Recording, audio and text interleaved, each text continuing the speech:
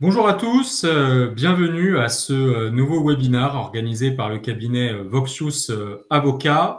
Je m'appelle Florian Carrière, je suis avocat et spécialiste en droit du travail. Et donc nous allons parler aujourd'hui pendant 45 minutes de l'impact de l'intelligence artificielle en droit du travail. Avant de rentrer dans le vif du sujet, vous avez normalement, si tout fonctionne, sur votre écran, 4 boutons.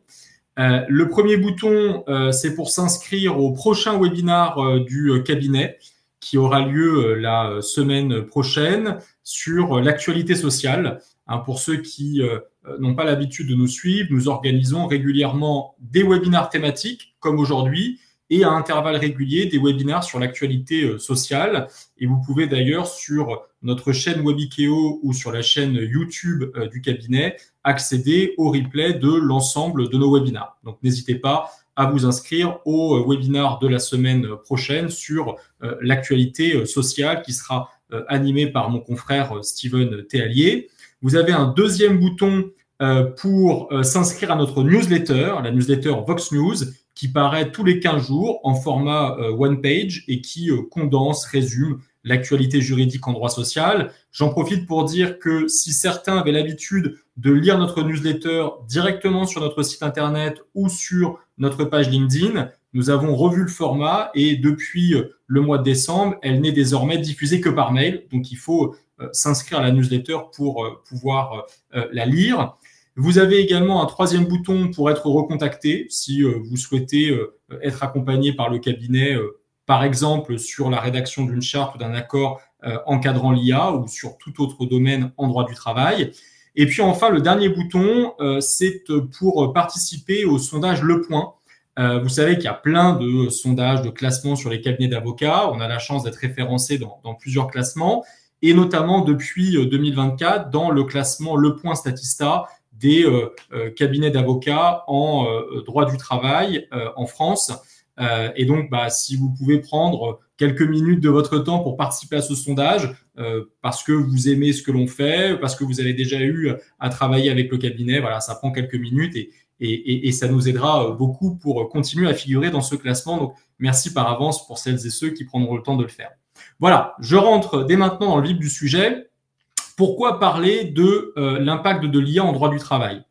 Au-delà du fait que l'IA, c'est un sujet éminemment d'actualité depuis déjà 2 ans, on s'aperçoit, nous qui travaillons exclusivement sur l'aspect droit social aux côtés des entreprises, que eh bien, de plus en plus d'entreprises soit implémentent un outil IA dans leurs outils professionnels, ce qui pose tout un tas de questions en matière de mise en conformité de cet outil par rapport aux normes juridiques, soit, et on le verra dans le webinaire en parlant de certains sondages de l'IFOP, constate que, en réalité, assez massivement, les salariés utilisent l'IA, même si ce n'est pas un outil qui a été, on va dire, officiellement implémenté dans l'entreprise. Et donc, de par cette utilisation un peu sauvage de l'IA par les salariés, se pose tout un tas de questions qui nécessitent de pouvoir réglementer l'utilisation de l'IA dans les entreprises. Et puis enfin, il y a bien entendu le RIA, le règlement européen sur l'intelligence artificielle, dont vous avez certainement entendu parler, qui a été adopté cet été, qui va rentrer en vigueur de façon échelonnée dans le temps et qui va avoir un impact évident dans les entreprises et tout particulièrement sur l'aspect RH pour les entreprises qui utilisent l'intelligence artificielle. Alors, commençons par évoquer le cadre juridique naissant de l'IA et justement de regarder un peu ce que l'on a dans ce RIA. Et puis ensuite, nous étudierons l'impact de l'IA en droit du travail aux différents stades du contrat de travail, c'est-à-dire au stade de la conclusion du contrat, au stade de l'exécution. On fera également à ce moment-là un focus sur le dialogue social. Quel est le rôle que le CSE a dans l'implémentation de l'IA? Et puis ensuite, l'IA au stade de la rupture du contrat de travail. Alors, sur le cadre juridique naissant de l'IA, l'intelligence artificielle, on en parle beaucoup et surtout depuis 2 ans avec l'avènement du chat GPT grand public et de l'IA générative ou conversationnelle. Mais en réalité, c'est un outil, c'est une technologie qui existe depuis très longtemps, puisque l'IA, c'est ni plus ni moins que des mathématiques, des probabilités. Et les premiers prémices de l'IA, c'est dès les années 50 et 60. Mais ce que l'on se rend compte en regardant les différents stades d'évolution de l'IA, c'est que initialement, on avait des progressions importantes de cette technologie à peu près tous les 10 ans. Et aujourd'hui, c'est à peu près tous les 10 mois que l'outil évolue. On est sur une évolution fulgurante de l'IA grâce à l'expansion des capacités de calcul des ordinateurs. Alors, je vous ai mis dans cette slide les différentes phases d'évolution de l'IA. Ça n'a rien d'officiel, hein. En fonction des sources que vous aurez, on vous dira qu'aujourd'hui, on est sur de l'IA 4.0 ou sur de l'IA 5.0. Ça, c'est pas très important. Ce qui est le plus important, c'est qu'aujourd'hui, on est sur une IA qui est capable d'apprendre à partir de données massives, de donner des ordres et de créer des processus à partir de zéro. Et donc, de par cette capacité-là des SIA, des systèmes d'intelligence artificielle, on va pouvoir avoir dans les entreprises tout un tas de mises en application de l'IA. Et quel est l'avenir? Eh ben, l'avenir, c'est l'IA 5.0, c'est l'IA qui serait dotée d'une intelligence équivalente à celle de l'humain, qui serait capable d'apprendre, de comprendre, de raisonner et d'effectuer une large gamme de tâches intellectuelles. Aujourd'hui, l'IA a déjà une intelligence équivalente à celle de l'humain, mais dans des tâches très précises. Et donc, l'avenir, ça serait potentiellement une IA qui serait beaucoup plus générale dans ses capacités. Et puis, le stade ultime, celui qui est encore de la science-fiction, j'ai presque envie de dire heureusement, c'est l'IA qui serait capable de dépasser les capacités intellectuelles de l'homme dans l'ensemble des domaines possibles et imaginables. Alors, pourquoi commencer par là? Bien parce que, puisque l'IA est une technologie qui, en réalité, est une technologie qui est ancienne, on avait déjà des règles juridiques qui encadraient l'intelligence artificielle comme n'importe quelle technologie, j'ai envie de dire, du numérique ou de l'informatique.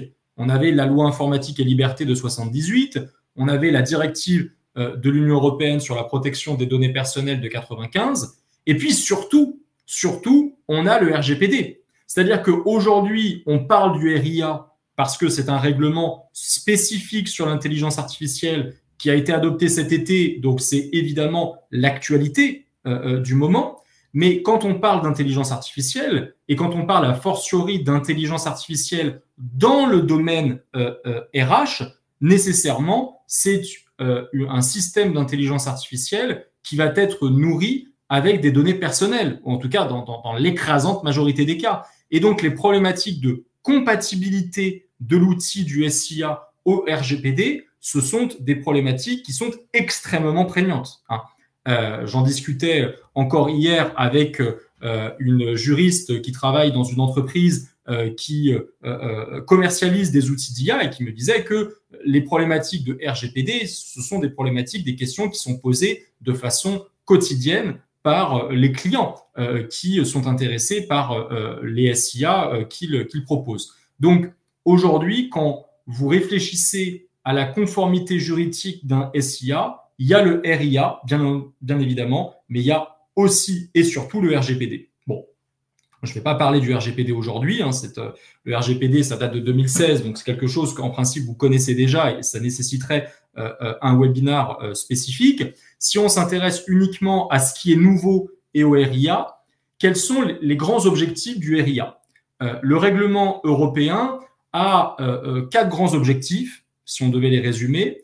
Le premier objectif, c'est de veiller à ce que les systèmes d'IA qui vont être mis sur le marché européen soient sûrs et respectent les droits fondamentaux de l'Union européenne.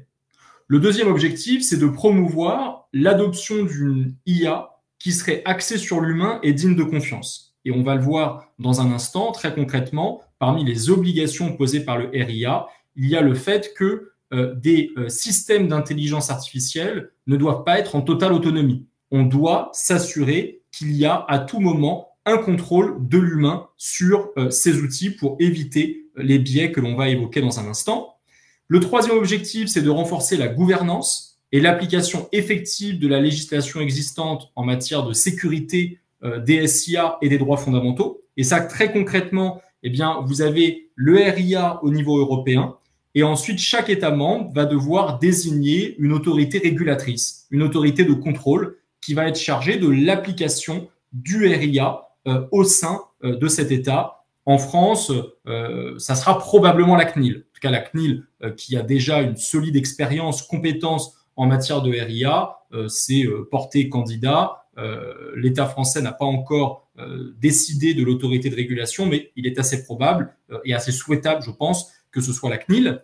Et enfin, le quatrième objectif, c'est d'assurer le fonctionnement du marché intérieur de l'Union européenne par des applications d'IA qui sont jugées légales, sûres et qui empêchent la fragmentation du marché. Alors, le RIA, je vais revenir sur cette slide dans un instant. Concrètement, quand on a négocié le RIA au niveau européen, il y avait plusieurs écoles. Certains ne voulaient pas que l'on réglemente l'IA, en tout cas que ce soit des règles qui soient les plus minimalistes possibles pour qu'on laisse, on va dire, la liberté aux entreprises de développer des SIA, et d'autres voulaient qu'il y ait une réglementation qui soit au contraire très contraignante. Finalement, on est comme souvent au niveau de l'Union européenne sur un compromis, un texte qui a décidé de réglementer l'IA par niveau de risque. C'est-à-dire que le principe, c'est qu'une IA ne présente pas de risque particulier et donc n'est pas assujettie à une réglementation spécifique. Mais par exception, en fonction du degré de risque que le SIA va générer, on va avoir des obligations. Et alors, on va commencer tout en haut de la pyramide, si vous le voulez bien, sur les risques inacceptables.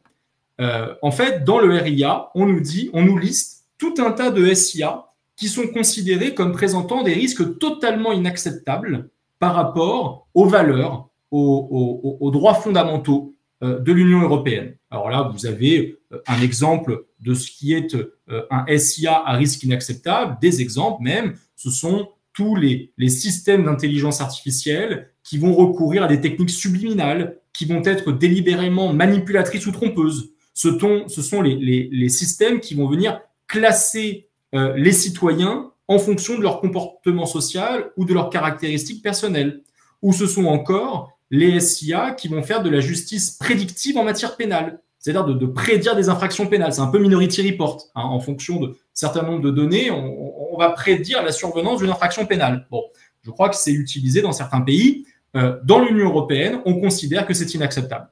Et donc, ça veut dire que ces SIA à risque inacceptable seront formellement interdites sur le territoire de l'Union européenne dès le 2 février 2025, c'est-à-dire dès demain. Si jamais il y avait des entreprises qui appliquaient des SIA à risque inacceptable, eh bien, à compter du 2 février 2025, ce sera formellement interdit. Et j'insiste bien sur le fait que ce qui est interdit, c'est le fait de l'utiliser sur le territoire de l'Union européenne.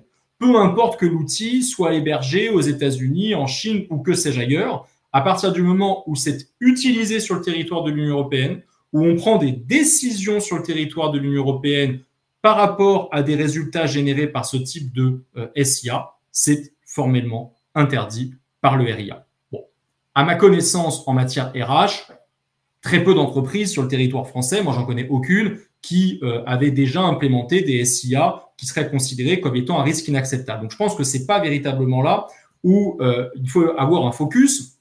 C'est plus important sur le degré en dessous. Ce sont les SIA considérés comme étant à haut risque.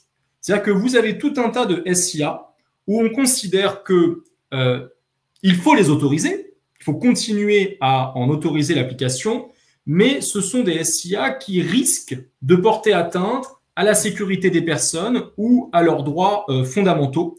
Et donc, on va avoir tout un tas d'obligations qui sont assez lourdes à mettre en place. Et en matière RH, on va le voir, vous allez très souvent, dès lors que vous utiliserez des SIA au stade du recrutement ou au stade de l'exécution du contrat pour évaluer par exemple des salariés, vous allez retomber sur des SIA qui sont classés par le RIA, à l'annexe 3 du RIA, comme étant des SIA à haut risque. Et on va voir dans un instant, de façon synthétique, ce que cela implique. Et puis enfin, plus rapidement, vous avez tous les SIA à risque limité. Ce sont des SIA où on considère que ça ne présente pas de risque particulier, sauf qu'il pourrait y avoir par exemple tromperie. Ce sont tous les SIA qui vont vous permettre de modifier des photos, des vidéos. Et donc, on se dit, il faut qu'il y ait des obligations de transparence, qu'il soit clair que si on modifie une photo, une vidéo à l'aide d'un SIA, eh bien, tout le monde soit informé que c'est du contenu artificiel. Mais à partir du moment où il y a cette obligation de transparence, il n'y a pas lieu d'avoir des règles plus contraignantes que cela. Et puis après, vous avez tous les SIA à risque minime. Et en fait, c'est la très grande majorité des SIA qui sont utilisés, par exemple, pour les chatbox, pour les jeux vidéo, où là, on n'a pas on a une utilisation libre, on n'a pas de réglementation spécifique. Donc, en fonction de où vous allez vous situer dans le niveau de risque des SIA, eh bien, vous avez des dates d'entrée en application des obligations émises par le RIA qui vont être différentes. Je vous le disais, dès le 2 février 2025, tous les SIA considérés comme étant inacceptables seront interdits. Et pour répondre à la question de Julia, vous avez dans le RIA, je vous en ai listé quelques exemples, des systèmes qui sont listés comme étant à risque inacceptable. Donc, vous pouvez d'ores et déjà aller regarder le RIA et vous aurez les indications de qui sont les systèmes d'intelligence artificielle considérés comme étant un risque inacceptable, qui sont donc interdits dans moins de 2 mois. Ensuite, le 2 août 2025, c'est l'entrée en application des règles pour les modèles d'IA à usage général. 2 août 2026, c'est l'entrée en application de toutes les autres dispositions du RIA. Donc, en fait, 2 août 2026, ça va vraiment être la date la plus importante. Et puis, en août 2027, c'est l'entrée en application des règles relatives au SIA à haut risque de l'annexe 1. C'est-à-dire que concrètement, nous, aujourd'hui, on va beaucoup parler de l'annexe 3, qui concerne beaucoup les SIA dans le domaine RH. Et vous avez également une annexe 1, où en fait, elle va lister toutes les hypothèses dans lesquelles c'est pas tant le produit final qui est risqué, mais c'est le fait d'utiliser de l'IA dans ce produit final. Concrètement, l'utilisation de l'IA dans les jouets, l'utilisation de l'IA dans les dispositifs médicaux, l'utilisation de l'IA dans le secteur de la sécurité de l'aviation civile, où on se rend bien compte que utiliser de l'intelligence artificielle dans des domaines aussi sensibles, ça suppose une réglementation très spécifique. Et donc, ces réglementations spécifiques-là, pour les produits, on va appeler ça comme ça, qui sont visés à l'annexe 1 du RIA, l'entrée en application sera au 2 août 2027.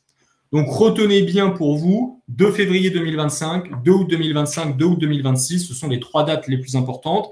Et en fait, on a une entrée en application progressive, comme on l'a connu pour le RGPD. Alors, s'agissant des SIA considérés comme étant à haut risque, quelles vont être concrètement les obligations? Aujourd'hui, on est sur un cadre général, le RIA, qui va nécessiter des déclinaisons, et notamment une fois que l'autorité de régulation en France aura été désignée. Donc, les règles devront être affinées, précisées, mais ce que l'on sait d'ores et déjà, c'est que dans une entreprise, dès lors que vous utiliserez un SIA, par exemple, pour évaluer les performances professionnelles de vos salariés, vous aurez certaines obligations, comme informer préalablement le CSE et les salariés qu'ils seront soumis à l'utilisation d'un tel système, assurer une surveillance humaine continue du fonctionnement du SIA. Ce que je vous disais préalablement, le RIA veut que l'humain garde une surveillance continue sur l'IA. On ne peut pas utiliser un SIA à haut risque en totale autonomie et le laisser prendre des décisions sans qu'il y ait une intervention humaine. Et vous aurez des obligations également en termes de réalisation d'une étude d'impact, en termes d'enregistrement des données utilisées par le SIA sur le territoire de l'Union européenne, d'obligation de vérifier la pertinence et la qualité des données d'entrée utilisées, ou encore techniquement, les SIA devront assurer une conservation pendant au moins 6 mois des journaux, des événements produits par l'outil qui visent, en cas de contrôle, à pouvoir regarder ce qui a été fait sur le passé. Donc, je passe ici assez rapidement sur ces différentes obligations parce que l'idée, c'est d'avoir une vision générale en 45 minutes. Évidemment, on ne peut pas rentrer dans le détail, mais retenez bien qu'il va falloir auditer les systèmes de SIA que vous utilisez ou que vous utiliserez, se poser la question si on est sur un SIA à haut risque, et si c'est le cas, eh bien, vérifier que ce système de SIA sera bien conforme au RIA lorsque celui-ci rentrera pleinement en application. Alors, une fois qu'on a vu ce cadre juridique naissant, quels sont les éléments d'attention en matière d'utilisation de l'IA au stade de la conclusion du contrat de travail? Regardons tout d'abord ce que nous dit le RIA. Le RIA nous dit à l'annexe 3 que constitue une IA à haut risque toutes les IA qui sont utilisées dans le secteur du recrutement pour la sélection des personnes physiques, pour étudier, analyser, filtrer les candidatures, évaluer les candidats, publier des offres d'emploi. Donc, ce que je vous disais il y a un instant, quand vous utilisez un SIA au stade du recrutement, pour vous aider dans l'étude des CV, dans l'étude des candidatures, etc., nécessairement, vous serez sur une SIA à haut risque avec toutes les obligations que l'on a vues précédemment édictées par le RIA. Et pourquoi on a ces obligations fortes? Eh bien, parce que parmi tous les risques que le SIA au stade du recrutement et de la conclusion du contrat de travail peut générer, on a notamment le risque de discrimination qui est extrêmement présent, sur lequel il faut être particulièrement vigilant. Et je vais vous donner 3 exemples concrets de ce qu'on appelle des biais de l'utilisation de l'IA dans ce domaine-là. Le premier exemple, c'est le précédent Amazon de 2015.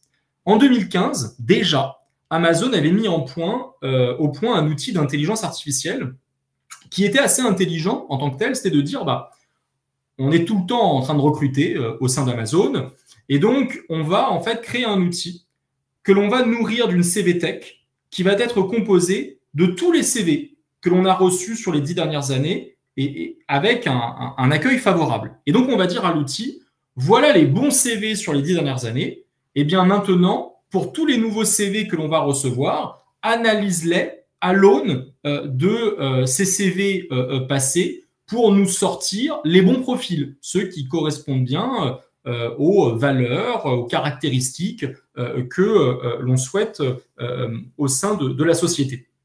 Et en fait, le problème, c'est que comme on est souvent sur des métiers de caristes, de manutentionnaires, eh bien, les CV des 10 dernières années étaient souvent des CV masculins.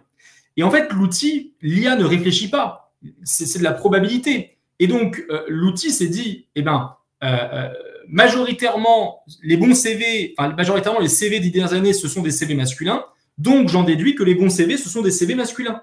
Et donc, l'outil a automatiquement écarté les CV féminins. Et donc, on s'est retrouvé d'une situation qui était une situation presque sociologique, j'ai envie de dire. Il y avait plus d'hommes que de femmes au sein de ces métiers d'Amazon, mais parce qu'il y avait plus de candidats masculins, à une situation de discrimination totale. Il ne pouvait plus y avoir de nouvelles embauches féminines puisque les CV étaient automatiquement exclus de l'outil. Et tout ça, c'est ce qu'on appelle la théorie de la fabrication de clones ou du concept de données, de mauvaises données à l'entrée et mauvaises données à la sortie. C'est que si l'outil a des mauvaises données, eh bien, elle risque non seulement de poursuivre la logique, mais également de l'amplifier. On voit bien ici avec cet exemple. Vous avez un autre exemple intéressant, c'est Uberpool au Royaume-Uni, qui avait mis en place un SIA, je crois, pour vérifier l'identité des chauffeurs, qui devaient se prendre en photo pour vérifier qu'il n'y avait pas d'usurpation d'identité par rapport au permis de conduire. Et en fait, le problème, c'est que vous avez une étude du MIT qui montre que les algorithmes en matière de reconnaissance faciale ont beaucoup plus de mal avec les personnes issues de minorités ethniques. On reconnaît beaucoup plus facilement des personnes blanches que des personnes avec la peau foncée. Et donc l'outil, dès lors qu'il ne reconnaissait pas la personne, le déconnectait. Et donc on s'est retrouvé avec une discrimination très claire par rapport aux personnes issues des minorités ethniques. Dernier exemple, c'est l'exemple de Deliveroo en Italie, qui avait créé un outil appelé Franck, qui était destiné à évaluer la capacité de travail des coursiers. Où en fait, très simplement, plus vous répondiez aux demandes de courses, plus on vous en donnait. Bon, jusque-là, pas de souci. Sauf qu'en fait, l'outil regardait qui était le plus présent mais sans se poser la question de si vous n'êtes pas connecté, est-ce qu'il y a une raison légitime? Est-ce que vous n'êtes pas connecté parce que vous ne voulez pas travailler? Ou est-ce que vous n'êtes pas connecté parce que vous êtes en arrêt maladie? Ou parce qu'il y a un mouvement de grève? Et donc, comme les arrêts maladie, les mouvements de grève étaient pris en compte de la même façon que le coursier qui veut tout simplement pas travailler parce qu'on est indépendant, et ben très clairement, on était sur des motifs discriminants.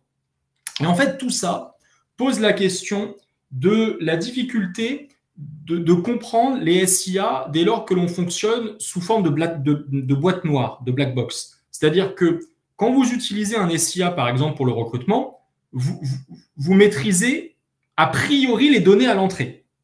Vous mettez les CV, bon, vous les maîtrisez. Vous avez les données à la sortie. L'outil vous dit, bah voilà les bons CV. Mais comment les données ont été mélangées, ont été utilisées au sein du SIA, au sein de cette boîte noire, vous ne le savez pas. Donc, quand on reprend l'exemple d'Amazon, c'était assez évident de se rendre compte qu'il y avait une discrimination. Il suffisait de constater qu'il n'y avait aucun CV féminin. Mais on peut avoir des biais, des discriminations qui vont être beaucoup moins claires. Et le problème, c'est que si vous ne savez pas comment les données ont été utilisées dans l'outil, bah, vous n'allez pas forcément comprendre la décision finale. Et ça pose une question juridique qui est que, en matière de discrimination, vous savez qu'il y a une charge de la preuve allégée dans le Code du travail, où le candidat, par exemple, ou le salarié doit apporter des éléments de fait qui laissent supposer l'existence d'une discrimination, charge ensuite pour l'employeur de prouver que sa décision était justifiée par des éléments objectifs et étrangers à toute discrimination. Comment apporter cette preuve lorsque vous ne maîtrisez pas le processus décisionnel de l'outil? C'est totalement impossible. Donc, il est essentiel, lorsque vous utilisez des SIA, d'avoir un contrôle humain de l'outil et aussi et surtout de savoir comment l'outil fonctionne, comment l'outil est utilisé. Par exemple, un client qui nous avait consulté pour l'utilisation d'un outil chargé d'identifier par rapport à une CVTech les bonnes personnes. Et en fait, on s'est aperçu en lisant bien les CGV, etc., du producteur, du fournisseur de l'outil, que en fait, il n'y avait pas de limite. L'outil allait piocher sur Internet, vous tapiez le nom de la personne et allait utiliser potentiellement, s'il y a une page Facebook qui est libre, un compte Instagram, et aller piocher toutes ces informations-là. Et derrière, en fait, donc on est sur des informations personnelles, on est sur une intrusion dans la vie privée du candidat très claire, et en plus, vous ne savez pas comment ces informations sont utilisées. Est-ce que parce qu'il a liké une publication sur tel ou tel événement, est-ce que du coup ça va le desservir ou ça va le servir? Enfin, vous n'avez aucun contrôle là-dessus. On vous dit à la fin quels sont, selon le SIA, les bons CV, mais vous ne savez pas pourquoi. Et donc, bien évidemment, il y a un risque évident de discrimination. Alors, ça, c'est les risques au stade de l'exécution du contrat, au stade de la conclusion du contrat. Au stade de l'exécution, que nous dit là encore le RIA?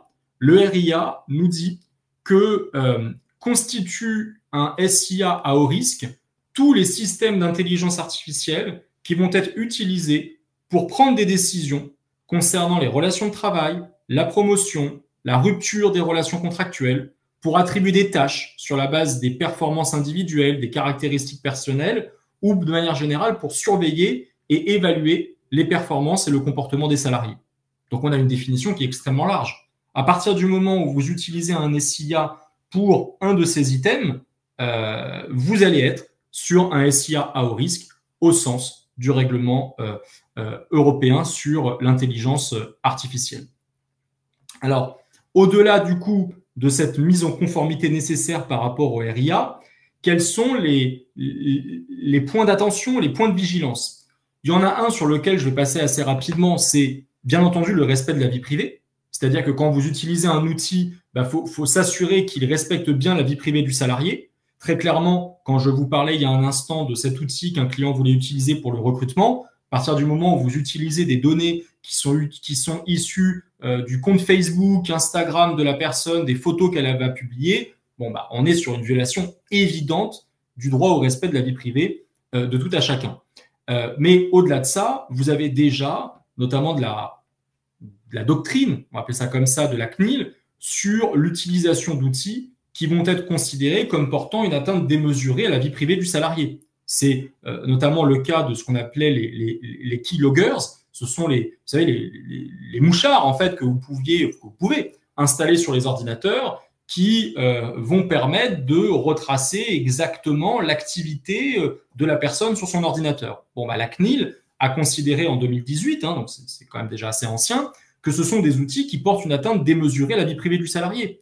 Vous avez le droit d'avoir un visu sur l'historique dans l'utilisation de l'ordinateur, d'Internet, mais pas à ce niveau de détail. Ça porte une atteinte démesurée à la vie privée du salarié. Donc, il faut vérifier quand vous utilisez des SIA que c'est bien conforme au droit à la vie privée du salarié. Mais là où je voulais surtout porter votre attention aujourd'hui, ça me paraît être le point fondamental de ce webinaire, c'est tous les risques en matière de protection des intérêts légitimes de l'entreprise dans l'utilisation de l'IA. Ce que je vous disais en introduction, c'est qu'il y a aujourd'hui des entreprises qui se dotent de systèmes d'IA dans tout un tas de domaines, avec donc les questions de est-ce que c'est conforme au RGPD? Est-ce que maintenant c'est conforme au RIA? Est-ce que ça respecte le droit à la vie privée du salarié, etc., etc. Donc ça, c'est des questions que vous devez nécessairement vous poser au moment de l'implémentation de l'outil. Mais il y a aussi, à côté de ça, pour toutes les entreprises qui n'utilisent pas de façon institutionnelle l'IA, le fait que leurs salariés utilisent déjà l'IA. Vous avez une étude de l'IFOP qui, à mon avis, est déjà très datée, parce que c'est de janvier de cette année, selon laquelle 22% des salariés français ont déclaré avoir déjà utilisé l'IA au travail. Et sur ces 22%, je pense qu'aujourd'hui, ça serait beaucoup plus, sur ces 22%, 55% d'entre eux ont déclaré l'avoir fait sans en informer leur employeur. Donc ça veut dire que la majorité des salariés qui utilisent l'IA le font dans le dos, entre guillemets, de leur employeur. Avec tout un tas de risques derrière, de risques en termes de manque de formation, de vigilance sur l'utilisation de l'outil, où vous pouvez transmettre des données confidentielles et stratégiques pour l'entreprise. Typiquement, tout ce que vous entrez sur ChatGPT, vous n'êtes pas à l'abri que ça ressorte ensuite ailleurs sur une autre recherche, un autre prompt qu'un salarié d'une autre entreprise va faire, et les données confidentielles de l'entreprise vont ressortir. Vous avez un exemple qui me paraît personnellement assez dingue, où il y a un ingénieur de Samsung qui a quand même transmis à ChatGPT le code source d'un logiciel sur lequel il travaillait pour demander à ChatGPT d'identifier certaines failles. Sauf que ChatGPT ne garantit absolument pas la sécurité des données. Et donc, le code source qui a été envoyé sur ChatGPT, ensuite, a été divulgué en externe. Donc, tout ce que vous rentrez dans un outil, a fortiori un outil gratuit, comme ChatGPT, si vous n'avez pas la version payante ou de n'importe quel système de SIA qui ne vont pas être des logiciels métiers et sécurisés, et les salariés qui utilisent des SIA sans que ça soit un outil officiel, utilisent bien évidemment des outils gratuits, et donc ils ne sont absolument pas sécurisés. Vous avez également le risque d'utilisation d'informations qui vont être obsolètes, le risque de violation des droits d'auteur ou de brevets, parce que l'outil ne va pas forcément sourcer les informations qui vous sont données, et puis toutes les problématiques d'hallucination de l'IA. Hein, ça, c'est quelque chose sur lequel vous avez forcément déjà été sensibilisé, c'est que l'IA a tendance à vouloir faire plaisir à son maître, et donc quand vous posez une question, même si elle n'a pas la réponse, avoir tendance à inventer, à procéder par extrapolation en déformant la vérité ou en inventant des sources. Et dans mon domaine, il y a aux États-Unis plusieurs avocats qui se sont fait avoir en utilisant dans leurs conclusions des jurisprudences qui leur avaient été fournies par ChatGPT alors que ces jurisprudences n'existaient pas. Et ils ne sont pas allés vérifier la source, ils ont pris pour argent comptant ce qu'il y avait sur le SIA alors que ça n'existait pas. Et je vous ai fait ici un exemple parce que dans des formations, j'assiste aussi beaucoup à des formations d'experts d'experts en SIA sur comment on peut essayer de limiter les biais de l'outil et notamment les risques d'hallucination, où une personne nous avait dit une fois, il suffit de dire à l'outil, si tu ne sais pas, dis-le-moi. Et ça va permettre au SIA de se limiter véritablement à des données qui existent. Bon, ça marche pas beaucoup, puisque là, je vous ai fait un exemple sur ChatGPT, où j'ai posé une question à ChatGPT, alors une question qui n'est pas très compliquée. Hein, je lui ai dit, voilà, j'ai des salariés qui sont contraints par leur employeur de se rendre au siège social chaque matin à 7 heures et qui doivent ensuite partir en mission à 8 heures sur le site de différents chantiers de clients. Et je demande à ChatGPT, est-ce que le temps passé entre 7 heures et 8 heures doit être traité comme du temps de travail effectif? Indique-le-moi avec les textes, les jurisprudences que tu cites, focalise-toi sur le droit du travail français, et si tu ne sais pas, réponds, dis-le-moi. Bon. ChatGPT me répond, vous avez le prompt en dessous là en bleu, commence à me donner la définition du temps de travail effectif dans le code du travail, donc là pas de souci, et puis il me dit, bonne nouvelle, il y a 2 jurisprudences de la Cour de cassation qui répondent à ta question. Première jurisprudence, la Cour de cassation a affirmé que le temps de déplacement entre le domicile et le lieu de travail habituel est considéré comme du temps de travail effectif. Bon, déjà, moi, ça m'étonne parce que ce n'est pas du tout la position de la Cour de cassation, loin s'en faut. Bon. Donc, je me dis, je vais aller regarder ce que dit concrètement cet arrêt. Et donc, vous avez sur la droite de votre écran l'arrêt qui est cité. En fait, la date n'existe pas, mais le numéro de pourvoi, lui, existe. Il correspond à quelque chose, sauf que ça n'a strictement rien à voir avec le schmilblick. On ne me parle même pas de droit du travail dans cet arrêt, on me parle de désistement d'instance et d'action. Ça n'a strictement rien à voir. Donc, en fait, l'outil a répondu en mélangeant des décisions et en inventant des décisions qui n'existent pas. Et ça vaut pour le domaine juridique, mais ça vaut pour tous les domaines où vous allez utiliser un outil de SIA. Vous avez le risque d'hallucination. Et donc, si les salariés qui utilisent des SIA ne sont pas sensibilisés, informés, formés à l'utilisation de cet outil, vous avez toutes ces dérives qui peuvent se présenter. Moi, à titre personnel, je donne, en plus de mon activité d'avocat, des cours à la faculté dans des écoles de commerce. Et surtout depuis cette année, j'ai constaté que tous les étudiants, quasiment tous, utilisent ChatGPT pour faire leurs devoirs maison. C'est-à-dire déjà que les devoirs maison, pour moi, n'ont aujourd'hui plus aucun sens. Et en fait, ce sont des personnes qui sont en alternance. Donc, ce sont vos alternants d'aujourd'hui. Ce sont vos salariés de demain. On pourrait se dire, ils savent utiliser intelligemment l'outil. Très majoritairement, ils ne savent pas utiliser l'outil. C'est-à-dire que j'ai eu beau les alerter sur les risques d'hallucination, et ben dans mon domaine, le droit du travail, quand je corrige des copies, j'ai plein d'arrêts de cours de cassation qui n'existent pas. C'est-à-dire qu'on prend pour argent comptant les données de ChatGPT et on ne vérifie pas derrière. Et donc, si ces personnes-là qui sont vos alternants aujourd'hui et sont vos salariés de demain ne sont pas formés à l'utilisation de l'outil, vous avez des risques d'erreurs professionnelles qui peuvent être extrêmement importantes. Et c'est la raison pour laquelle j'en viens à la séquence sur la relation entre l'IA et le dialogue social. Il me semble essentiel pour toutes les entreprises de réglementer l'utilisation de l'IA. Ça me semble être le point chaud dans la to-do list de toute entreprise sur l'année 2025. Soit parce que vous avez un outil de SIA qui est un outil professionnel, un outil métier institutionnel, et donc il faut vérifier sa mise en conformité par rapport au RGPD, par rapport au REACT, soit vous n'en avez pas, mais comme n'importe quelle entreprise, en réalité, vos salariés utilisent déjà l'IA. Et donc, il faut dresser un cadre à l'utilisation de l'IA. Alors, 2 points sur ces slides-là dans la relation entre l'IA et le dialogue social. Le premier slide, il concerne l'obligation de consulter le CSE si vous implémentez un outil de SIA dans votre entreprise. Si demain, vous décidez d'utiliser le SIA pour évaluer, par exemple, professionnellement les salariés, eh ben, bien évidemment que le CSE devra être consulté, au moins dans les entreprises de 50 salariés, parce qu'il y a plusieurs cas de consultation obligatoire qui vont rentrer en application.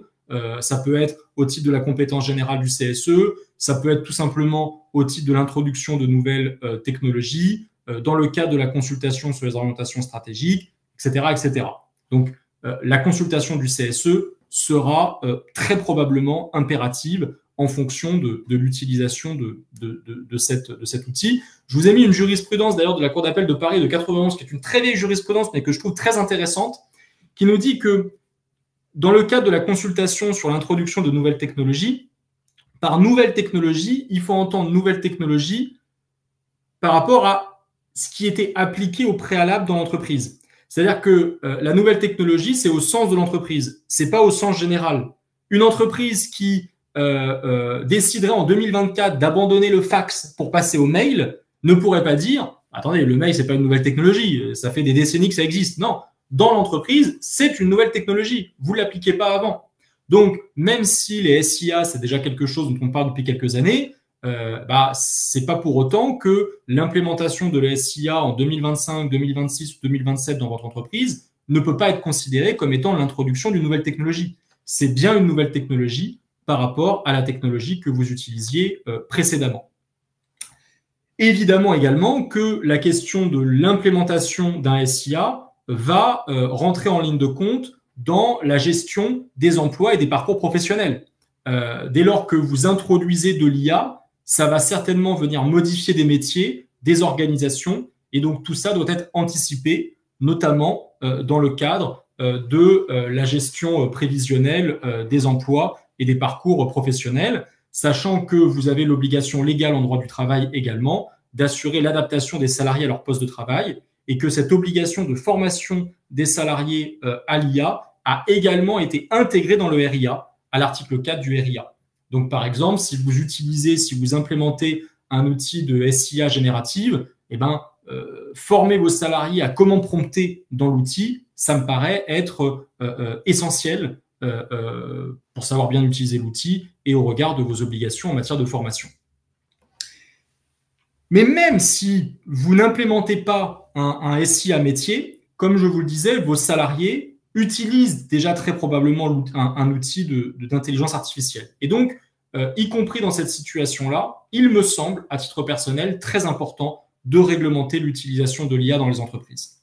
Je vous ai mis ici une étude du CNAM très récente, de 2024, qui a analysé les accords collectifs dans Légifrance qui faisaient référence à l'IA. Et dans cette étude, on s'aperçoit qu'aujourd'hui, il y a encore très peu d'accords collectifs sur l'IA, puisqu'il n'y en a que 242 qui font référence à l'IA sur une base totale de 285 000 accords. Donc, c'est assez peu. Mais on a une progression qui est très importante, puisque entre 2018 et 2023, la progression des accords collectifs évoquant l'intelligence artificielle a été multipliée par 2,5. Et quand on regarde concrètement ce que l'on a dans ces accords, on s'aperçoit que les thèmes qui sont développés par les partenaires sociaux, c'est principalement l'évolution des emplois, ce qui montre l'inquiétude des partenaires sociaux pour la préservation des emplois dans l'utilisation de l'IA. Et ensuite, on a toutes les thématiques de risque de discrimination, d'inclusion des travailleurs handicapés ou des seniors, d'impact sur le télétravail, sur le droit à la déconnexion ou encore sur la formation. Alors, je suis allé regarder un peu dans le détail. Là, vous avez quelques exemples d'accords collectifs. On voit qu'il y a des grandes entreprises qui sont déjà dotées d'accords collectifs qui évoquent l'utilisation de l'IA, que ce soit Bouygues Télécom, BPI France, La Poste, etc. Donc ça, ce sont des accords collectifs qui sont publics, donc vous pouvez en prendre connaissance. Donc ce qui montre que c'est un sujet qui est porté de plus en plus par les entreprises. Et je vous ai mis là un exemple de ce qui, pour moi, devrait être le minimum dans n'importe quelle entreprise.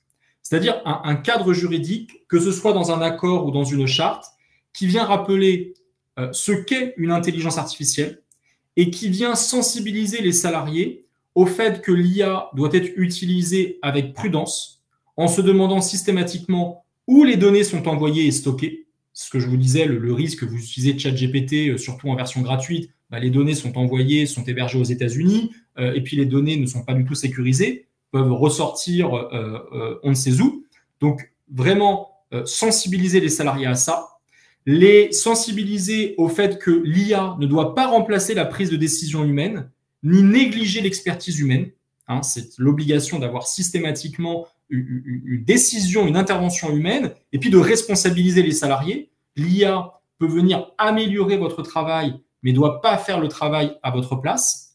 Et puis les sensibiliser au risque d'erreur de l'IA en matière d'hallucination, en matière de données qui vont être obsolètes, et donc l'obligation de vérifier, de sourcer systématiquement les données qui sont générées par l'IA, les sensibiliser au risque de discrimination liée à l'IA, et puis à la responsabilité individuelle en fait de chaque salarié dans l'utilisation de l'IA.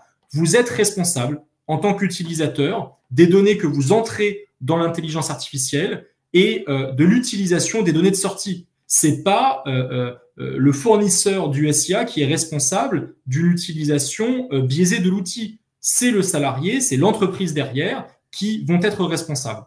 Et donc ça me paraît être le minimum à cadrer dans les entreprises au vu du pourcentage important de salariés qui utilisent d'ores et déjà l'IA de façon sauvage. Sachant également que vous avez déjà plusieurs organisations syndicales qui poussent pour avoir des réglementations de l'IA au niveau des branches, au niveau national et interprofessionnel. Donc également les partenaires sociaux non seulement demandent à ce qu'on réglemente l'IA, mais également s'inquiètent de voir qu'il y a de plus en plus d'entreprises qui implémentent des SIA sans réglementer l'utilisation de l'outil. Alors, concrètement, comment réglementer l'IA? Est-ce qu'on le fait par accord collectif ou par charte? Vous avez les deux possibilités. Ça pourrait être via l'adoption d'une charte informatique qui serait annexée à votre règlement intérieur pour en donner la même valeur. Ça peut être une charte spécifique sur l'IA, ça peut être un accord collectif. Ça va beaucoup dépendre de est-ce que vous avez des partenaires sociaux et est-ce que vous voulez à quel degré vous voulez les associer dans la réflexion sur l'utilisation des SIA. Mais au minimum, je vous recommande d'avoir une révision de votre charte informatique que vous annexerez au règlement intérieur.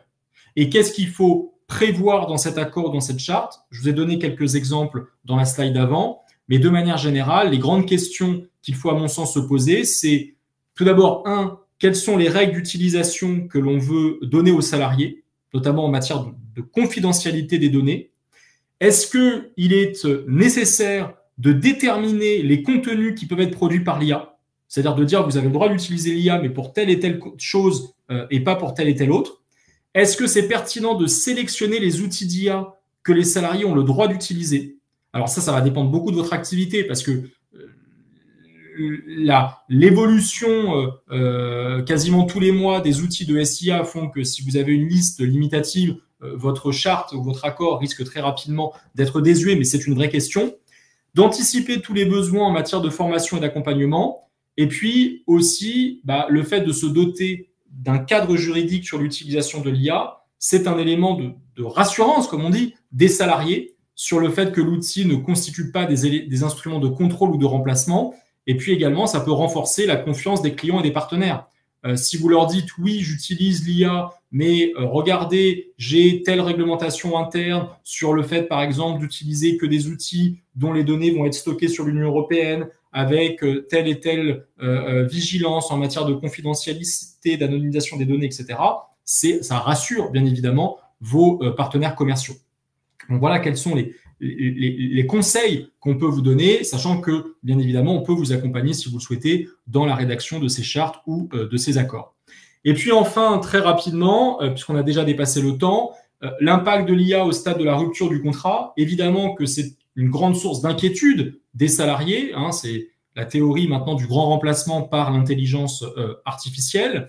Vous avez tout un tas d'études sur l'impact de l'IA sur les emplois. Moi d'ailleurs, ce que je constate, c'est que plus on remonte dans le temps et plus j'ai l'impression que les statistiques qui étaient produites étaient alarmistes et qu'aujourd'hui, où on voit vraiment la puissance de l'IA, on essaie de rassurer. En fait, au contraire, c'est assez paradoxal. On a des études où on nous dit oui, bon, il y a des emplois qui vont être menacés, certes, mais c'est surtout, ce sont les tâches, ce ne sont pas vraiment les emplois qui vont être supprimés. Donc, par le biais de la formation, on va pouvoir garantir l'employabilité des salariés. Bon, indépendamment de toutes ces études-là, c'est évidemment un sujet de préoccupation majeure. Et donc, la formation professionnelle, l'adaptation des salariés à leur emploi, c'est un sujet RH évidemment brûlant. Est-ce que l'utilisation de l'IA peut justifier une rupture du contrat? Bien évidemment que oui. Et bien évidemment qu'il n'y a pas à aller chercher dans le RIA, il suffit d'utiliser les dispositions que l'on a déjà dans le Code du travail, dans la jurisprudence. C'est-à-dire que une entreprise qui va implémenter un SIA, ça peut être une cause de licenciement économique. si derrière, cet outil va venir modifier l'organisation, les activités, les compétences nécessaires. Hein, on a dans le Code du travail le licenciement pour mutation technologique.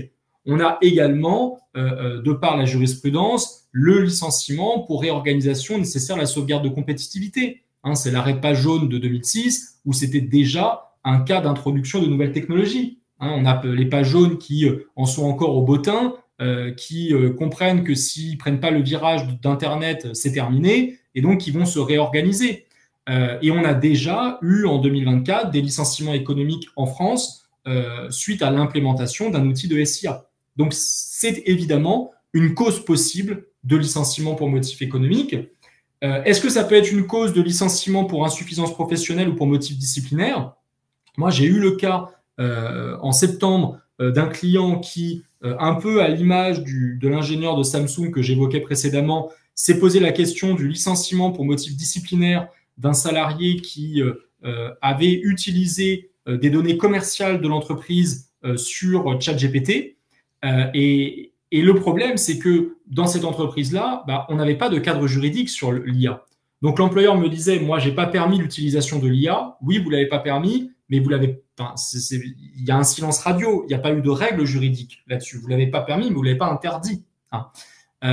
Donc on a décidé de ne pas partir sur le licenciement, qui était l'option qui avait été privilégiée initialement par l'entreprise. En revanche, on a mis en place une charte sur l'utilisation de l'IA pour que justement les salariés soient informés, sensibilisés à toutes les obligations en matière d'utilisation de l'IA et que si demain il y ait de nouveau une violation des obligations de confidentialité notamment, eh bien une sanction disciplinaire puisse être notifiée. Et en matière d'insuffisance professionnelle, eh bien, j'ai pas eu encore le cas à gérer, mais à partir du moment où on a un outil professionnel qui ne serait pas bien utilisé par un salarié, ça pourrait ouvrir la voie à un licenciement pour insuffisance professionnelle. On a de la jurisprudence d'ores et déjà sur des licenciements pour insuffisance professionnelle en cas d'utilisation défaillante d'outils professionnels, mais bien évidemment que ça suppose, que le SIA soit un outil métier institutionnalisé dans l'entreprise, et deux, que le salarié ait été formé à l'utilisation de cet outil avant de pouvoir évoquer un licenciement pour insuffisance professionnelle. Mais tout ça pour vous dire que l'IA a déjà des impacts au stade de la rupture du contrat de travail, que ce soit sur un motif économique ou sur un motif personnel. Voilà ce que je voulais vous dire sur les impacts de l'IA en matière de droit du travail. Donc le focus sur le RIA, sur le RGPD, et puis à mon sens, comme je vous le disais, le gros point de vigilance, ce qui devrait être dans la to-do list de chaque entreprise sur 2025, si ce n'est pas déjà fait, c'est de réglementer l'utilisation de l'IA, soit parce que vous avez déjà un outil métier dans l'entreprise, soit parce que vos salariés, en réalité, utilisent nécessairement l'IA dans leur travail sans forcément que ça soit dit. S'il y a quelques questions, on peut encore y répondre pendant quelques minutes. Sinon, je vous invite, n'hésitez pas ce webinaire sera accessible en replay dès demain. Et puis, vous avez également tous les webinars du cabinet qui sont accessibles sur notre page Webikeo ou sur notre page YouTube.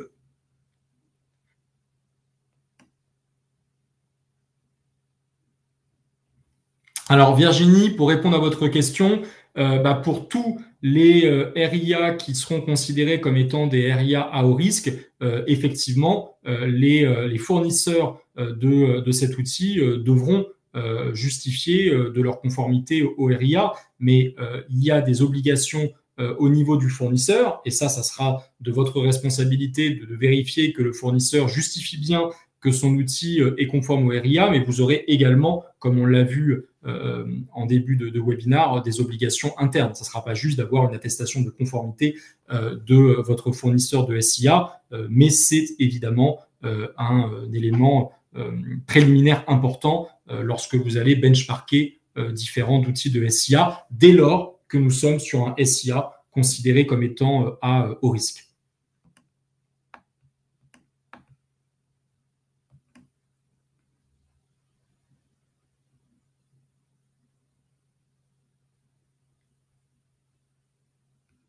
Voilà, je pense que on a répondu à toutes les questions. Bah, écoutez, merci pour votre attention. Je vous souhaite par avance un excellent week-end et d'excellentes fêtes de fin d'année, puisque ce ne sera pas moi qui animera le prochain webinar de la semaine prochaine. Donc, très bonne fête de fin d'année et à très vite sur Webikeo.